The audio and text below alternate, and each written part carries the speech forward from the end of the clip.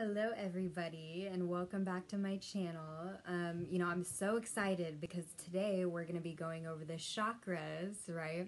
I touched a little bit about the chakras in my last video when we were talking about chromotherapy, light and color therapy, but it dawned on me before I go any further with these kind of self-healing modalities, I need to explain the chakras. I need to explain meridians. I need to explain how this all works, because in almost every modality we work with the chakras, right? Even in massage therapy, even for my massage therapy clients, I go off the chakra system, right? And so it's not a must, but it's pretty important, right? Acupuncturists, they go off the chakra and meridian system. So we'll get into it because this is part of our body anatomy, whether we choose to ignore it or not know about it, or if we do, right? And so the chakras are the locations in our body where like our consciousness energy meets our dense physical energy, right? So we have all this energy flowing through our cells in our body, and in these areas, that is where our energy kind of clashes, right? In these energy spots, that is where our energy meets, right? Our different frequencies in our body, and it creates sort of like a vortex, if you will, like an energy vortex, right? So each of these energy centers reside at a certain frequency that correlates to different aspects of our physical, mental, emotional, and spiritual habit patterns, behaviors, beliefs. Basically everything in our life is tied back to how much energy we have flowing through certain chakras, right? And so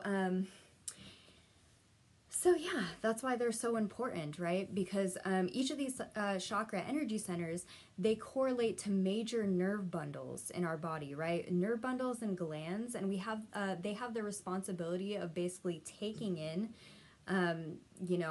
incorporating and then emanating energy out, right? So it's basically transmuting energy, putting off energy, sucking in energy all at the same time, right? This is what these energy centers do.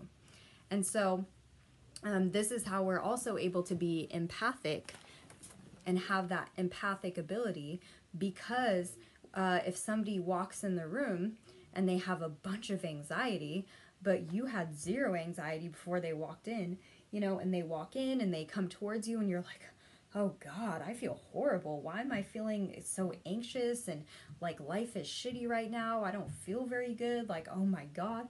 And it's because they're giving off a certain electromagnetic frequency, and your chakras are actually taking this energy and interpreting it giving it back to your body and also radiating it out, right? So probably not good. This is another reason why you need to stay away from people that kind of lower your vibration, because literally it affects your body. You are an empathic being, right? So basically what I'm saying is that the more balanced your chakras are, the more universal energy can flow through these energy centers and flow to the rest of your body, to your cells, right? So, once these energy centers distribute the energy to your cells, you are functioning at your highest capacity, right? But if there's some sort of blockage, or for some reason that energy flow cannot get to all of your cells, you are not functioning as well as you could if that energy flow was consistent, right? So we can live our best possible lives if our chakras are balanced, because like I said, each of these centers has something to do and dominates the energy that comes from our physical, mental, spiritual, well-being, our everything, right? So the thoughts that we think, the thoughts, in my last videos, right, I explained that our thoughts are a vibration. They are a frequency, right? And so when we give off these frequencies, our energy centers are in charge of kind of transmuting these energies and either emanating it out of us or kind of translating it, or, you know, sucking in more energy just from the world, right? And so chakra means wheel in Sanskrit, right? And so in some of the oldest known texts of this world, known as the Vedas, right? Vedas are some of them.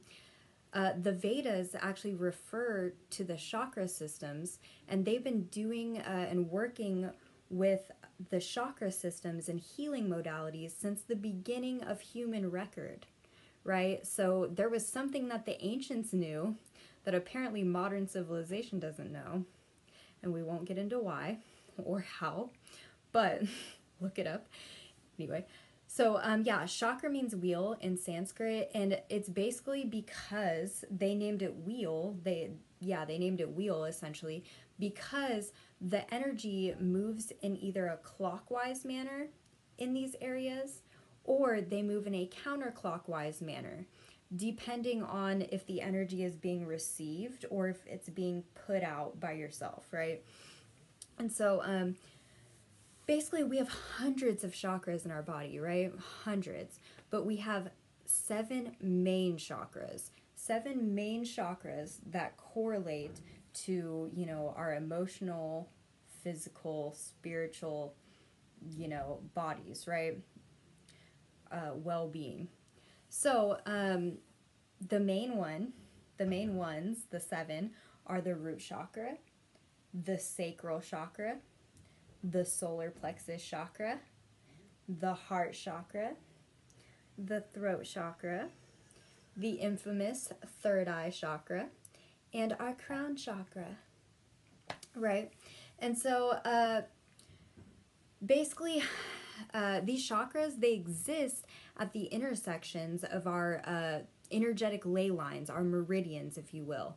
So the earth has an electromagnetic grid because it emits energy, and the grid has ley lines, it has meridians, and it has energy vortexes, spots on the earth where the energy is a little more poppin', right? Because those energy ley lines intersect, and it creates sort of like a spinning vortex with these two energies colliding and clashing, right?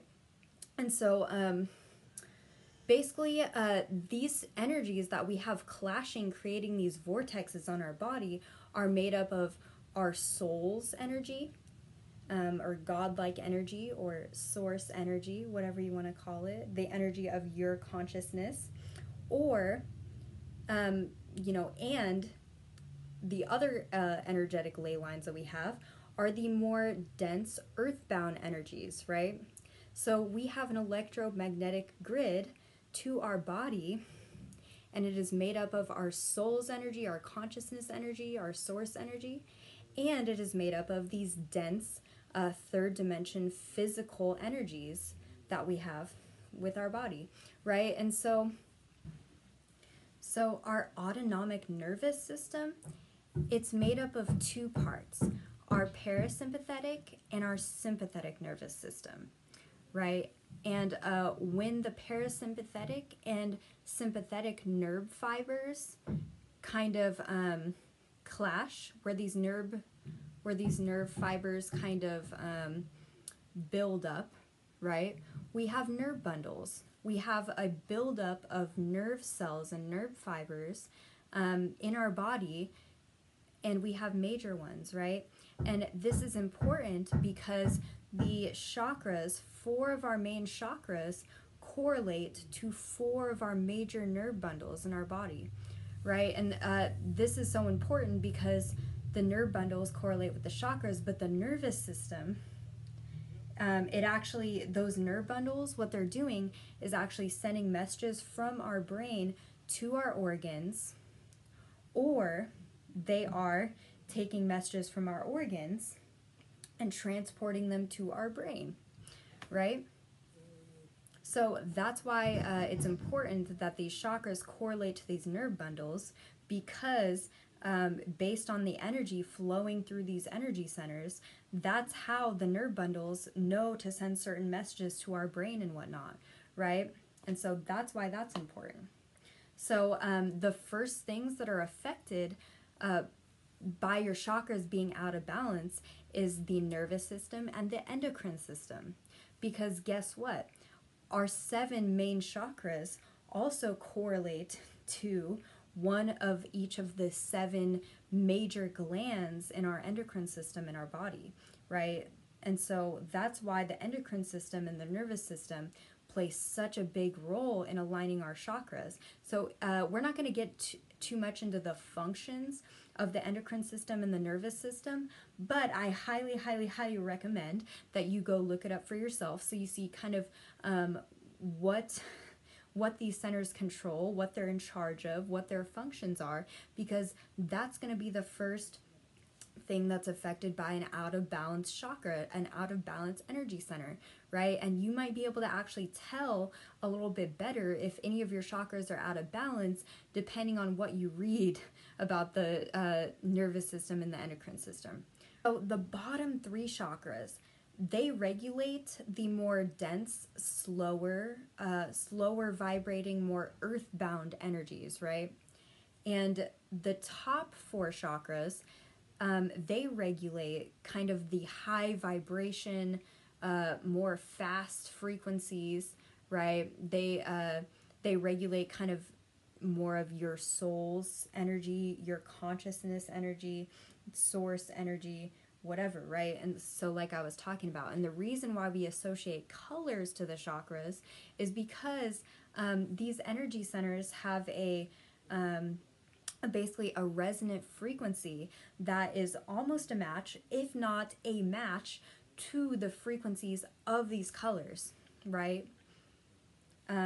We can measure them in hertz as well, right? So these frequencies are measured in hertz. So say my root chakra is at 175 hertz, that's, it's gonna resonate with frequencies. Things that put it in balance are things that have a more resonant frequency to the 175 hertz. So that's why people use certain tones to kind of balance their chakras. That's why people do certain colors, because the color is more at that resonant frequency that these chakras and these energy centers reside, right?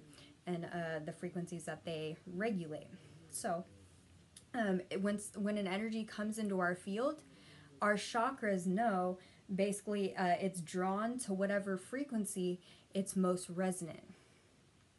So there's that. So the 2 ways that your chakras cannot be working properly, the 2 ways that the chakras cannot have a balanced energy flow, right, is if you have not enough energy flowing to these centers, right? The chakras cannot distribute energy throughout your body if it's not receiving any energy, right? So the other reason is if one or more of your chakras are having way too much energy flow, right? So say that you have way too much energy flowing to your root chakra, you might be really greedy, you might love money, you might, you're going to have some issues that you're overdoing, right? Instead of having a nice balance of things, you're going to have issues with what these centers correlate to, whichever emotional things they dominate, whatever physical things they dominate, whatever energy they dominate. You're going to have an issue with what it correlates to if you have an imbalance of energy, right? So it's not like you can have too much energy flow. You want as much energy flow as possible, but you want it to all of your chakras. You don't just want it to one chakra.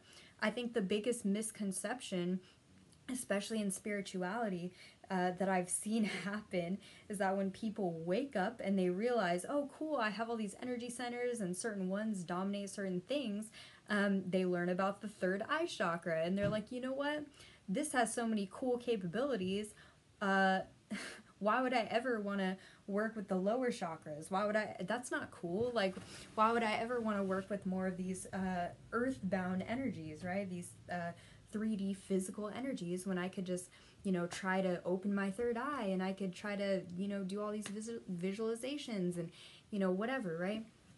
But people don't really understand, they haven't grasped the concept yet, that they cannot open their third eye and get to all that cool stuff that comes along with it if their other energy centers are not balanced. If you sit and meditate for days trying to work on your third eye, that's great. But guess what? You're messing up your root chakra because you're not eating anything.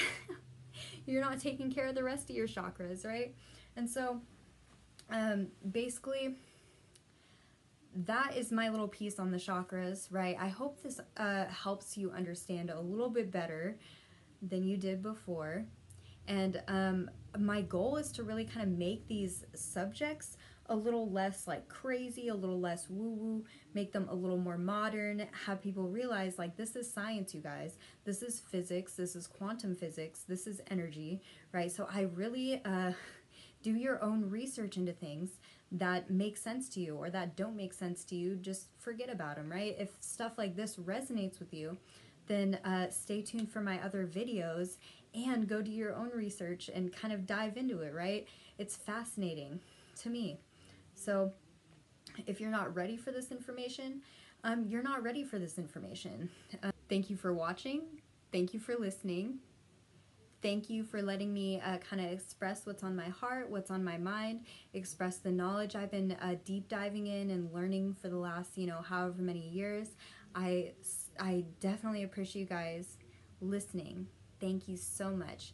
And if you haven't already, go ahead and subscribe so you get my future videos. Go ahead and press the like button so it helps other people receive this information and show your support and love. It's like an energy exchange, right?